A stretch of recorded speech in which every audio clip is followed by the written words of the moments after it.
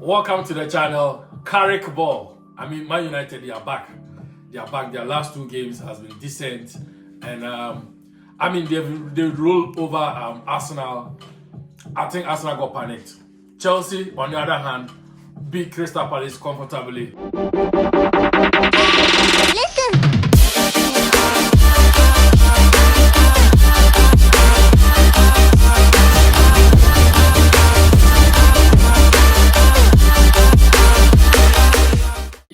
With Thomas Frank, I don't know what's happening with him. He's just the same. He's in the same boat with Arne Slot. But Thomas Frank, they also went to Burnley. Drew there 2-2, and the fans are filming. They want him out. What do you think about that one too? I already mentioned here that Thomas Frank shouldn't think that, say, Brentford is like Tottenham. Yeah. Because moving from Brentford to Tottenham has always been a leap, and therefore the task there is heavier, and the expectation is higher. Yeah. So if he's going to manage it like maybe this is how I started with Brentford, at this point, Tottenham needs instant results. So if he's not able to do that and he's sacked, it is his fault because he knew what he was going in for. Do you think he can turn things around? Given the chance, that is what I think, because no one... But how long is the chance? That is the problem. No one predicted that he was going to survive with Brentford over the seasons, but Brentford's level is not the same as Tottenham. It's not the same, but then you can... And now it looks like they are on the same level. But then you can talk about the quality that he had back then. So because it was just like Nuno Espirito Santo, coaching Wolves, who did not have any name. They didn't have any identity. But then... given the chance, he was able to do something magnificent with the guys that he got, and that was what helped him to land bigger offers. Yeah. I think with Thomas Frank, the problem here or the issue here is why the fans are turning back on him is they are not playing attacking or attractive football, and they can't defend, always conceding. If you look at the amount of points that they've thrown away from leading positions, they're almost like 28 points. And what fumes the fans most is last season, they were the same position with United in that mess.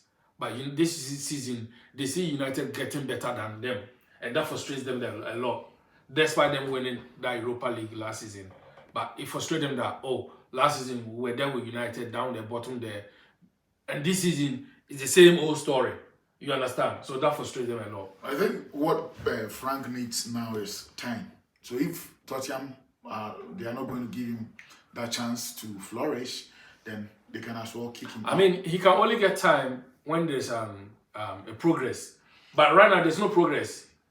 And then don't forget that he's trying to assemble his team. He doesn't have a first 11. I know, I get that. He keeps on... but the thing is, so perhaps he hasn't been able to inculcate his mentality, philosophy into the team very well, so that he knows that when I pick this player, he's going to play this position, and that is permanent. So he keeps on shuffling. So I think he still needs some time. But then if they don't give him the chance, I think... Anyway, I think you and I will have more time here than he has at Space. Let's go to the big one of the weekend. Arsenal at the Emirates. Invited Man United. Last week we saw United doing them a favor. They should have capitalized on it against Forest, but they couldn't. And this time around, United is back to do City a favor again. How is that? It's like a script written inside on the clouds. So I was telling one Arsenal fan. So when United won, I was celebrating. And it's like, your Chelsea is shit, your Chelsea is not playing anything. And I'm like, man, I am not your enemy. You meet Forest. Going into the game, you knew that Man City had lost. So you had all the confidence and the boosters to win that game. You drew against Forest. You invite Manchester United to your home, and the new manager who is trying to settle his team, you are not able to get results against him, and you think that Chelsea, I am the enemy. No, that is not the point. So it goes back to what I mentioned some time back, that if Arsenal is going to win, then they need to be consistent with how they get results, no matter the match that they play. How did you see the lineup? Were you okay with their lineup, or did you see that there was something wrong? Their lineup, seriously. And I'm not asking you because they lost. That's what I'm asking you about. Their lineup, on any normal day, Arteta is going to win with that. So their lineup cannot be defended or maybe used as an excuse with regards to... No, it's not an excuse, but for me, I think if not with the lineup itself, the second half substitution that he did, I mean, he tried to show that he was going for it, right? Yeah. But I think it was panic. It was panic. It was panic. That got into the players on the pitch. Because for me, fairly, if I was the one to pick that team, the defense and the midfield, perfect. But that attack, I'm not picking Trossard ahead of Martinelli because I need that pace. Yeah. I need that pace up front there to pull whoever, Luke Shaw or Dalot, to sit that deep. Do not overlap. Yeah. You understand? Go on the other side. Saka, second half, take him out. He's been useless. He's been shit. You take him out. You put Gabriel Jesus there. You understand? He's a striker, an orthodox winger. He can operate on that side. And then you put Gyökeres up front. Look at how the butcher man, Martinez, and that high-sense fridge head. What guy? Harry Maguire, Lord Maguire. Look at how they were running rampage on that circus. See, I mean, it gave United a boost that you can go forward with that. Yeah. At the point, Maguire was carrying he was like what do you call him? A ball carrying defender. He was carrying the ball going into midfield. I'm not an Arsenal fan, right? But I think the impotence of Gyökeres is dependent on how their wingers operate.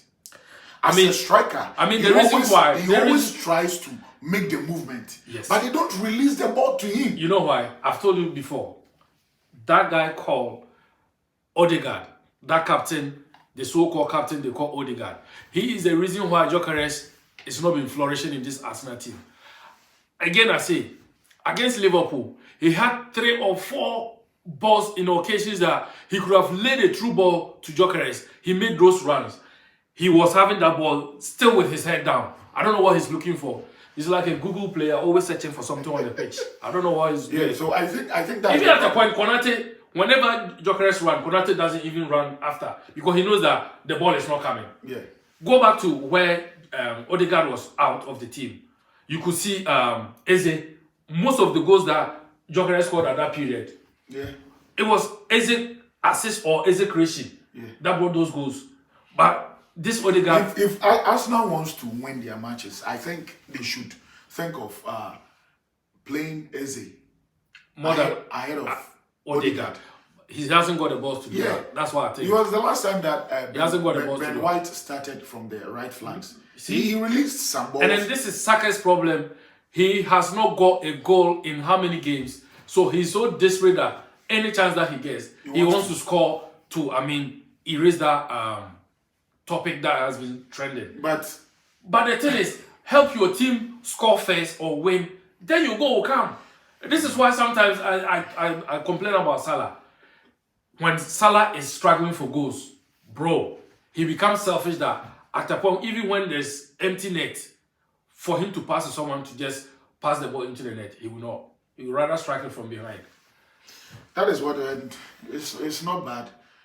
Saka, when it comes to goals, for the past 2 seasons, I don't think he has more than 12 goals. But he's taking 300k a week. If you want to talk about Arsenal, that's a good business, man. If you want to talk about Arsenal, we'll talk it the whole day. Let's talk about United. Credit to United, credit to Carrick, credit to all the players that has turned up. Mainoo, last 2 games, full 90 minutes, solid, great performance. He's been up there. Players like Patrick Dogu, he's been like a new signing in this January window. Where has he been? It is because Carrick has given them the freedom to play their game. So now it is not a static or rigid kind of game plan where you are supposed to play up to this point. You don't get to explore or try any other options. Because now Dogu is running more. Dogu is positioning himself for key passes. Last week it was Mbeumo, Cunha, Mbeumo, Cunha, Mbeumo, Cunha. This week it's who? Patrick Dogu, Bruno Dogu. You know, I mean, so I think he's brought a new energy, and this is what United fans want to see. Exactly. Now we can see Bruno playing at his best. Even when he was playing out of position under Ruben Amorim, he was still delivering. But you could see that now he's more dangerous weapon to Cunha and Mbeumo up front and Ahmad. So now in any United game, going into the game, you know that if Bruno starts, two things will happen. It's either he scores or he assists. Exactly. So call him the assistant headmaster, but Arsenal, and then he got battered. The thing is, to play against the best defense, as it stands, the best pair centre backs in the Premier League right now. Saliba and Gabriel. No two ways about that. I don't see any pair that come close to them. They mentioned that they wanted to bring and then imagine what do you call him? Harry Maguire winning man of the match in that game, where the two centre backs are there. Lord Maguire. I mean, that your record, you guys were shaking for it. No, not necessarily. I think those record, it was bonus for Arsenal fans. It was bonus for Arsenal. But they would have bragged with it. They would have, because they don't have anything to show for it. Yeah. They should just hope that they don't end up being the elephant on the branch of a tree. I've seen the video from John Terry. I mean, rubbing the salt on their wounds. No, we have about 15 matches to go. Oh, yeah. And you said you are going to keep 28 clean sheets and then concede 15 or less than 15 goals out. With this shambolic performance. Yeah, but the thing is, if they are not conceded or they are not broken that record, we could have assumed that the rest of their games left, they could have gone without conceding, which is not maybe wins, but draws, goalless draws, would have played part in those records. You understand? But once it's broken, it's broken. Arteta over thought, like he was overthinking in that game. Because in the midweek, when I saw the lineup against Inter Milan, I said, okay, here we go. You shuffle your pack against Inter Milan, giving some players rest. And then you come on Sunday, it was like, I'm going the same way again. Guys, I want the light. I want the light. It's lighting, it's always having that light. No. But it is what it is. I mean, credit to Manchester United, Michael Carrick. So, do you think they should give him the job permanently, or they should still... It is too early to judge. But then, at this point, I have a friend who is a United fan. He says that when I get a chance to do this, he says, Manchester United, I'm here, that's it. The God of Manchester United. We thank you. We say thank you, Baba. Thank you. You have healed the world of noise pollution. Yeah. London is blue, And then the fascinating thing is that on Sunday, all the Premier League matches that were played, all the away teams won. And this is not the first time that this has happened. It's happened before multiple times where, being Saturday or Sunday, all the away teams has won or all the home teams win.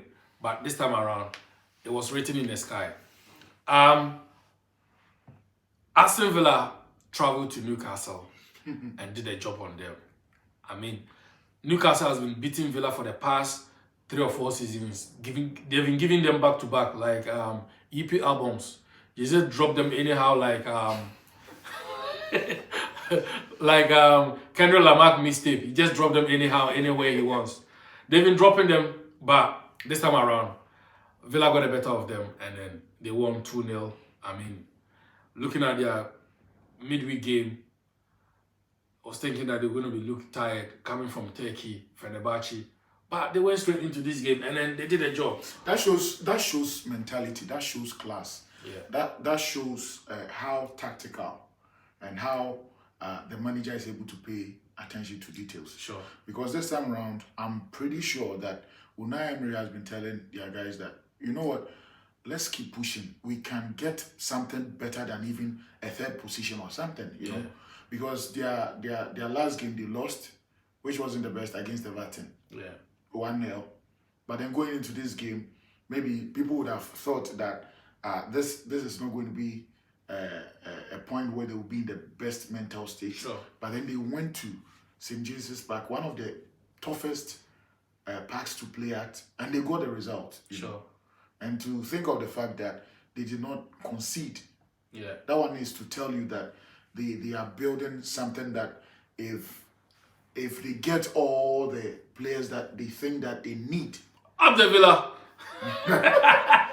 Come on. Up the Villa. Yes. Yeah. I like it when Newcastle they lose because this weekend, I think Liverpool, we've got them, which we'll be making a video about them in our next video. So guys, thank you for watching. Make sure you hit the subscribe button. Join the family. We are out. Peace out. Ofutu.